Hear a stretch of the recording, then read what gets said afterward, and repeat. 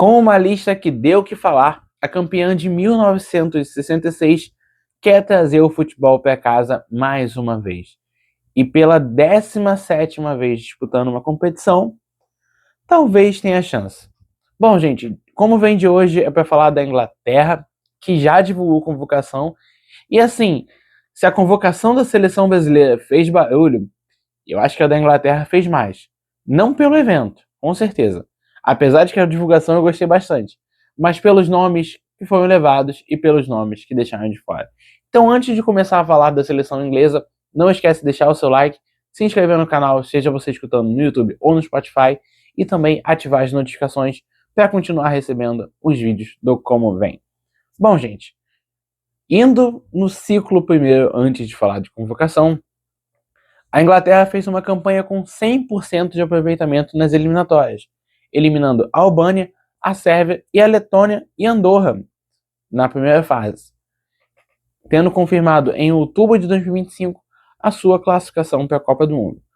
Mas o fato é que a Inglaterra em Copa do Mundo não começa em 2026, muito pelo contrário. A primeira Copa disputada pela Inglaterra é 1950, aqui no Brasil. E nessa primeira competição, a gente já tem um fator muito histórico, que se eu não me engano eu trouxe aqui no Como Vem da seleção americana, que é o jogo entre Inglaterra e Estados Unidos, que foi vencido pela seleção norte-americana por 1-0. A questão desse jogo é, a Inglaterra já era visto como o país pai do futebol.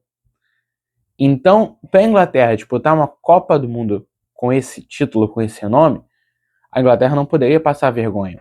Então, jornais, na época, veicularam um placar errado para esconder a informação que a Inglaterra tinha perdido para os Estados Unidos em solo brasileiro. O auge, com certeza, vem em 1966, quando a Copa é disputada lá e o país vence a Alemanha na final. Final essa que talvez seja a maior polêmica, que talvez tenha a maior polêmica registrada numa final de Copa do Mundo, já que até hoje existe um debate se foi gol ou não, se a bola entrou ou não, logo num gol de título, né, gente? Copa tem suas polêmicas. A Inglaterra também só foi um gol que é bem delicado em 86, que foi a mão de Deus do Maradona. Mas a Inglaterra também tem outros momentos marcantes na Copa do Mundo, alguns positivos e outros negativos. Talvez iniciando esse século mais negativo, o gol de Ronaldinho nas quartas de 2002, encobrindo o cima. A eliminação precoce para muitos na Copa de 2006, na geração que tinha Gerrard e Lampard, naquele time que não se dava muito bem pelas rivalidades no clube. A eliminação em 2014, ainda na fase de grupos, quando o país ficou atrás de Costa Rica e Uruguai. Mas também tem seu melhor momento nas últimas competições, com um quarto lugar em 2018 e umas quartas de final em 2022. Momento esse que Harry Kane consegue ter números melhores em competições do que Bobby Charlton e quase Gary Lineker. Então, quem sabe, essa Copa seja a Copa do Kane se colocar acima do Lineker como o principal artilheiro da Inglaterra na história. Mas falando sobre o ciclo, além das eliminatórias, a Inglaterra conseguiu, durante esse período, avançar, ou melhor, ascender à divisão A da Liga das Nações. Só que a questão é que esse acesso não deve ser tão comemorado assim, porque ele vem por conta de um descenso na Liga das Nações anteriores.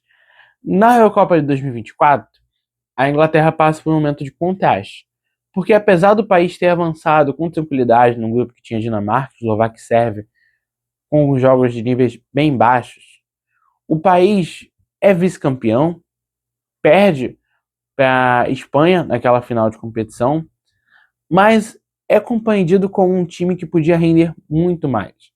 Eu, particularmente, sempre tive essa visão da Inglaterra do Southgate. Sempre. Desde os primeiros anos. E em 2022 a pressão talvez tenha chegado a níveis muito altos, mas ainda assim ele foi bancado até o final da Eurocopa, quando ele dá lugar ao Tuchel. Mas do Tuchel eu vou falar daqui a pouquinho. Além disso, a Inglaterra também realizou alguns amistosos antes da Copa do Mundo desse ano, só que também não desempenhou tão bem. Os placares foram de 1-1 contra o Uruguai e 1-0 a favor da seleção japonesa. Mais próximos à Copa, o país ainda enfrentará a Nova Zelândia e a Costa Rica para, sim, e para o grupo L enfrentar Gana, Croácia e Panamá. Já que eu quero falar de Tuchel, eu já falei desse nome, já falei dessa lista, acho que é mais do que hora, não é mesmo? A Inglaterra divulgou sua lista ao som de Come Together, dos Beatles, e muita gente gostou do vídeo. Da lista eu não vou dizer tanto assim.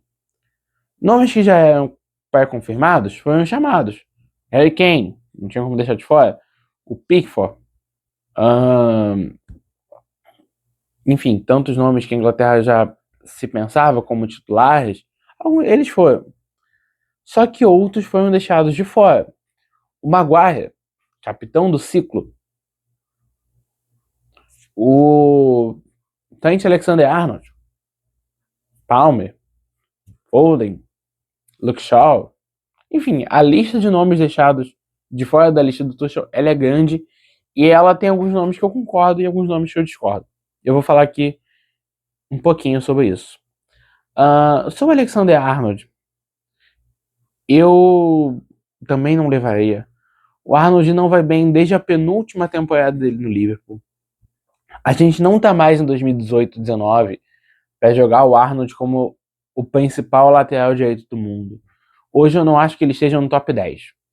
O Arnold de hoje, 8 anos depois desse seu melhor momento, ou 7 se você considerar o melhor momento dele em 2019, ele não é talvez nem um lateral direito mais. O Arnold é um jogador que se lesiona frequentemente, que saiu do Liverpool muito mal com o treinador e torcida, e que tem-se a preferência de ser utilizado pelo meio em questão a lateral direita. Muito porque às vezes que ele jogou na lateral, ele teve que fazer um esforço maior fisicamente, o que para ele não foi tão bom, já que ele está nesse momento de muitas lesões. E até a questão da Avenida Trent foi utilizada pelo mau momento dele, porque ele realmente está sendo muito mais reconhecido como meio do que como lateral. O Maguire, eu entendo as críticas, apesar dele ter esses altos e baixos. Eu acho que ele poderia ter ido, exatamente por ser um capitão, por ser uma voz dentro da seleção.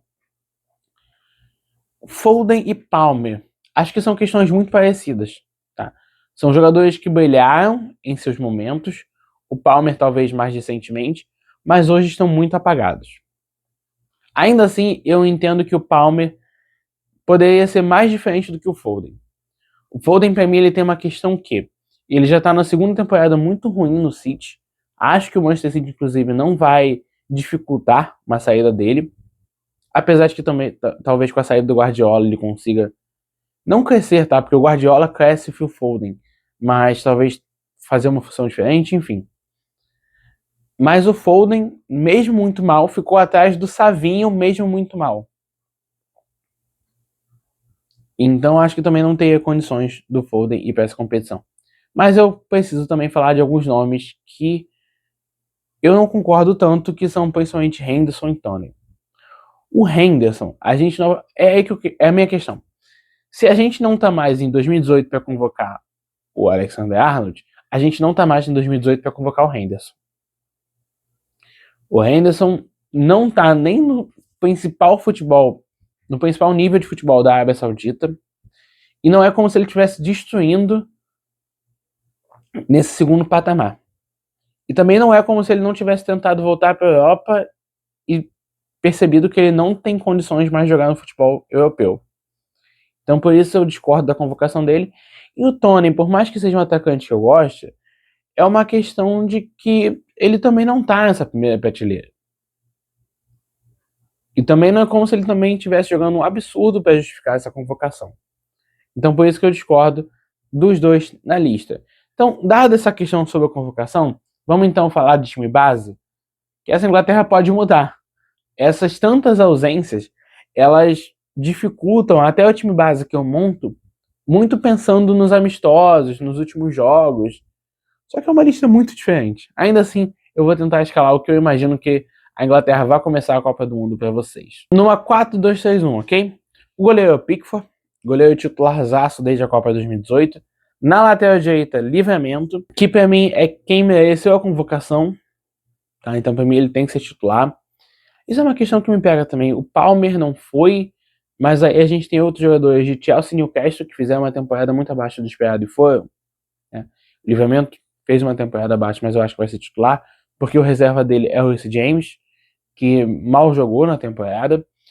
Aqui já é uma posição que eu acho que a ausência ela mata um pouco, porque para mim o melhor hoje é o Ben White, mas ele não foi chamado. A dupla de zaga seria composta por Konsa e Guerri, que é uma dupla de zaga que eu acho fraca, mas questões de levar o Stones e não o Maguire. E o Stones para mim não tem nível para ser titular hoje. Na lateral esquerda é o nome mais confiável para mim dessa linha defensiva da Inglaterra, que é o Reilly, que foi bem no City. Os dois volantes, Anderson e Declan Rice. O Mainu pode aparecer nessa competição, talvez como um meia mais defensivo, talvez como um meia mais ofensivo, mas eu acho que ele começa no banco. Do lado direito, Madueke. Gosto de ver o nome dele na lista. Mais centralizado, se for utilizado e se for bem utilizado, Jude Bellingham. Mas aqui é muito mais uma vontade minha do que um pensamento de escalação. Do lado esquerdo, o Gordon. E mais centralizado no ataque, Harry Kane, em busca de ser o principal artilheiro da Inglaterra na Copa do Mundo, né? Sobre o Bellingham nessa função, eu não duvidaria do Bellingham no banco, tá? Por desempenho mesmo, na temporada ele não foi bem. O Madueke sendo puxado para um meio de campo e a vaga na direita podendo cair para o Saka ou até para um Rashford improvisado. Não duvido, tá? Não duvido até mesmo que o Solanke, que foi muito utilizado no ciclo como 9, acabe aparecendo. Porque o Solanke ele foi bem.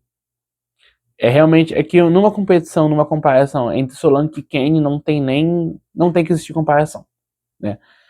Mas só dizendo que essa vaga, que para mim seria no Bellingham, pensando até no que o Bellingham pode fazer e não no que ele fez,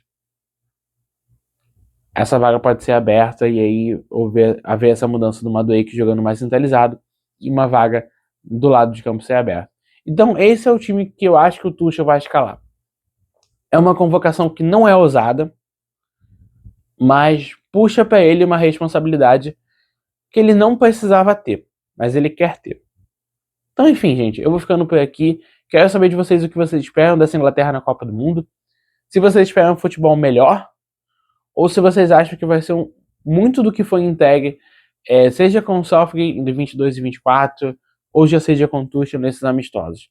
Não esquece de deixar o seu like e se inscrever no canal caso você não esteja inscrito, e também ativar as notificações para continuar recebendo a série do Como Vem. Eu vou ficando por aqui.